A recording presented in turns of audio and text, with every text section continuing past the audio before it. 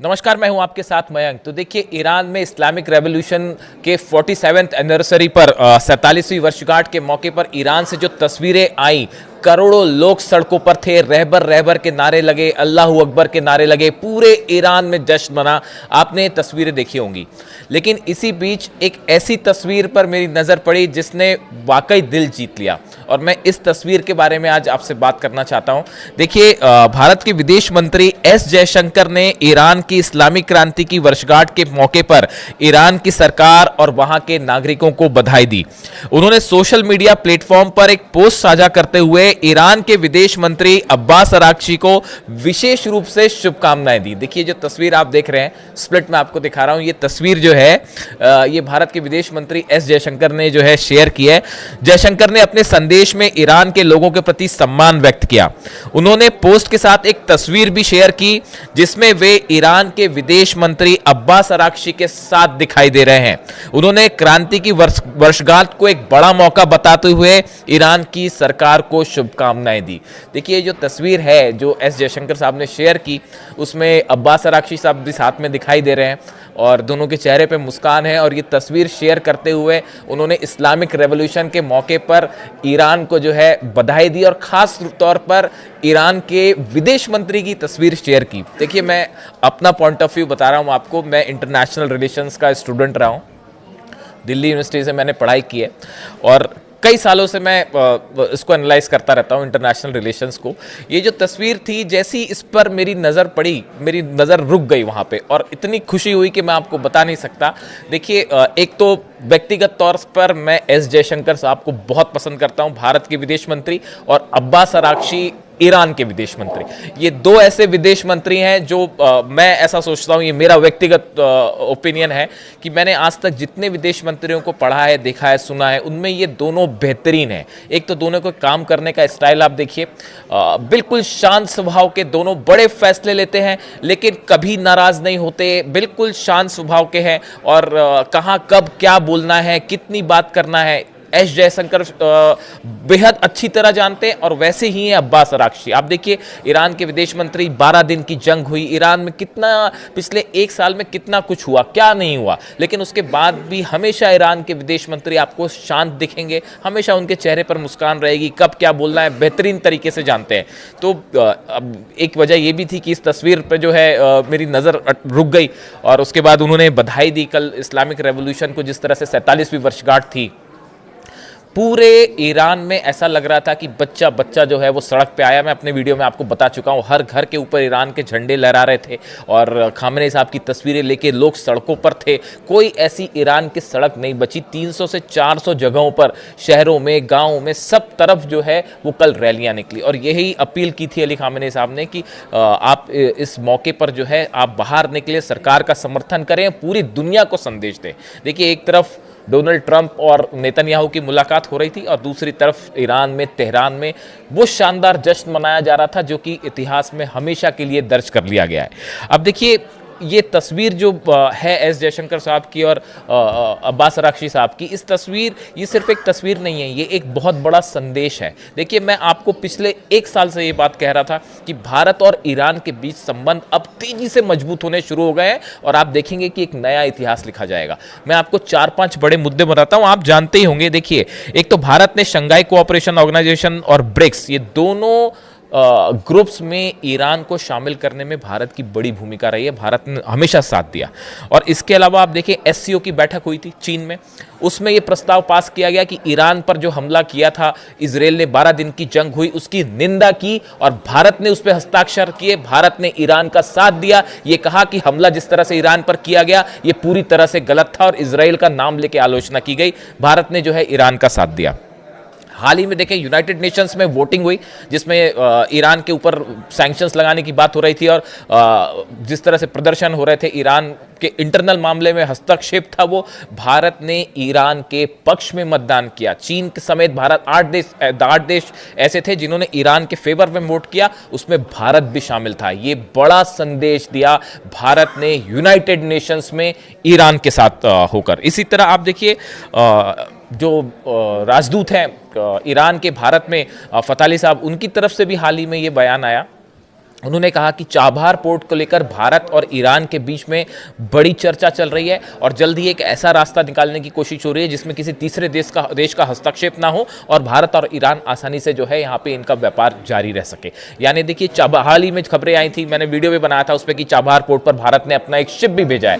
यानी आप देखिए, पिछले कुछ समय के अंदर भारत पर जब ऑयल को लेकर दबाव पड़ रहा था और ये कहा गया कि आप रूस से तेल मत खरीदिए और इस तरह की बैन्स लगने वाली बात हो रही थी और तनाव चल रहा था, उस समय ईरान वो पहला देश था जिसने भारत को ऑफर किया कि आप जितना तेल चाहें हम आपको देने के लिए तैयार हैं। तो देखिए, ये ऐसे तमाम मौके हैं। इसके अलावा एक और बड़ी इंटरेस्टिंग खबर है कि भारत ने नई एजुकेशन पॉलिसी के तहत 9 क्लासिकल लैंग्वेजेस को शामिल किया, उसमें फारसी भी है। पर्शियन लैंग्वेज भी जो है वो भारत में जो क्लासिकल लैंग्वेज है उसके तहत अब पढ़ाई जाएगी। एक बड़ा फैसला। देखिए, ये कुछ चीज़ें ऐसी हैं जो ये इंडिकेशन दे रही हैं कि भारत और ईरान की दोस्ती जो है वो अब तेजी से जो है वो एक दूसरे के करीब आ रहे हैं। अब्बास अराक्ची साहब भारत के दौरे पर आने वाले थे और लेकिन फिर जिस तरह से प्रदर्शन हुए ईरान में और जो हालात बने और जंग की तमाम बातें होने लगी, इसलिए उन्होंने अपना दौरा पोस्टपोन किया है। शायद जल्दी वो भारत के दौरे पे आए और उसके बाद शायद नए डेवलपमेंट्स देखने को मिले।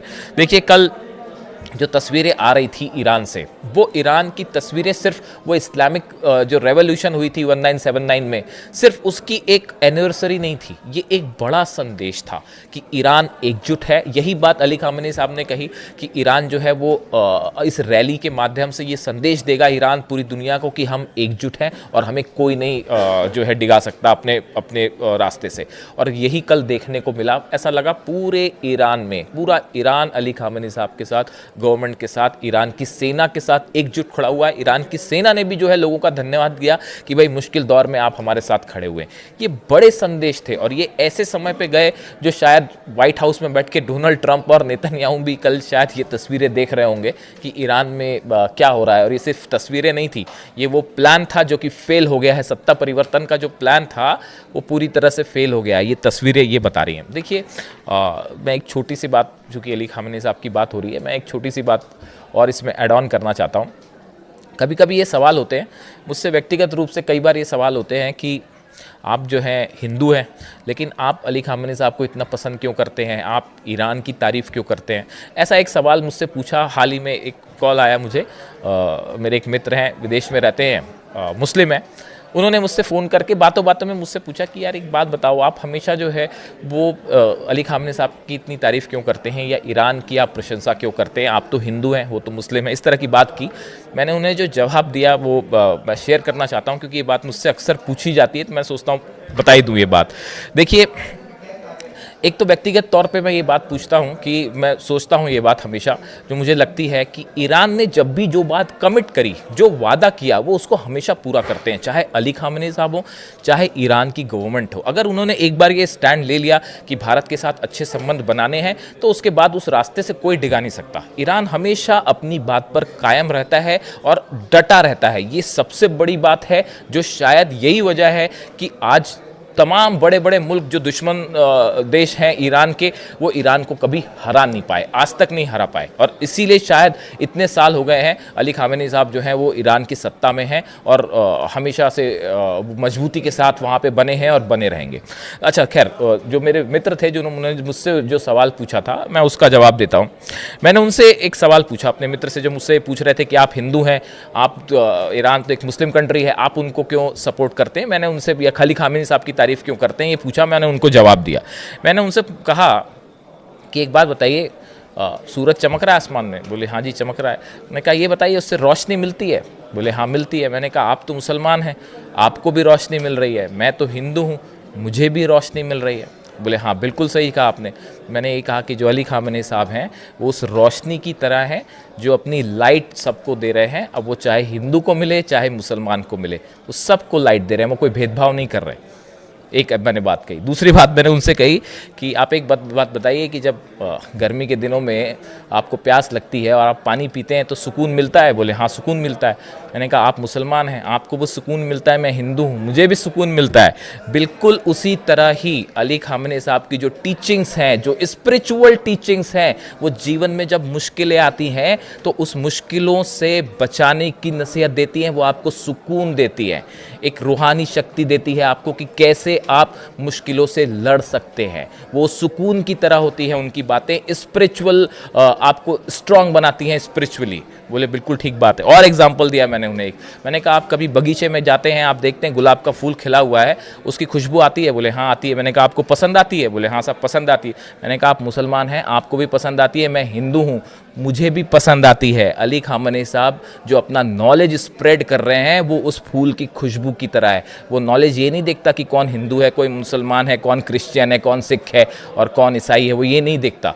वो ज्ञान की खुशबू है, वो सब के लिए बिखेर रहे हैं। इसलिए ये मत सोचिए कि उनको पसंद करने वाला हिंदू है या मुसलमान है। तो मैंने जब ये 3-4 बातें कही तो वो बेचारे तुरंत बड़े भावुक हुए और उन्होंने माफ़ी मांगी कि मैंने आपसे गलत सवाल पूछ लिया। खैर मेरे से बार बार ये बात पूछी जाती है, इसलिए मैंने जवाब दिया इस बात का। लेकिन देखिए, इसीलिए मैंने अपना थंब दिया आज भारत और ईरान की ये दोस्ती, जो जयशंकर साहब ने जो तस्वीर शेयर की है अब्बास अरागची साहब के साथ, ये सिर्फ तस्वीर नहीं है, ये इसने मुझे गाने की लाइनें भी याद करा दी कि यारी है ईमान मेरा, यार मेरी ज़िंदगी। इसीलिए मैंने इसका थंब दे दिया कि यारी है ईमान मेरा। और ये ईरान को भारत का पैगाम है। ईरान की सरकार को इस्लामिक रेवोल्यूशन की बहुत बहुत बधाई, वहाँ के लोगों को सबको बधाई। और भारत और ईरान की दोस्ती ऐसे ही हमेशा मजबूत होती रहे। इसी विश के साथ, इसी प्रार्थना के साथ ये वीडियो मैं ख़त्म करता हूँ। यारी है ईमान मेरा। Thank you so much.